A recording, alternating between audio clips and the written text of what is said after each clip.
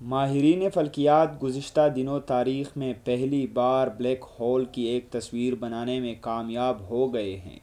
اب تک ہم بلیک ہولز کے بارے میں محض سنتے ہی آ رہے تھے، تاہم ماہرین نے ان کی تصویر جاری کی تو پوری دنیا کی توجہ کا مرکز بن گئی، اور پہلی بار لوگوں نے دیکھا کہ بلیک ہول کیسے دکھائی دیتا ہے۔ بہرحال سائنس تو آج اس تاریخی کامیابی تک پہنچی ہے، لیکن قرآن مجید میں اللہ تعالیٰ نے 1400 سال پہلے ہی ان کے بارے میں بتا چکے ہیں۔ اللہ تعالیٰ نے بلیک ہولز کے بارے میں سورہ نجم کی آیت 12 سے 18 میں بتا رکھا ہے۔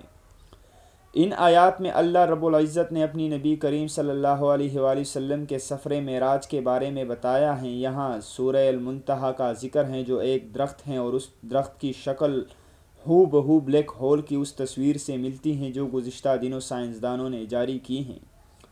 سائنسدانوں نے بلیک ہول کی جو خصوصیات بیان کی ہیں کہ وہاں روشنی اپنے ہی محور کے گرد گھوم جاتی ہے، اور یہ انتہائی تاریک مقام ہے جسے کوئی انسان اپنی آنکھ سے نہیں دیکھ سکتا ہے۔ قرآن مجید کی ان آیات میں بھی اس مقام کی یہی خصوصیات بیان کی گئی ہیں۔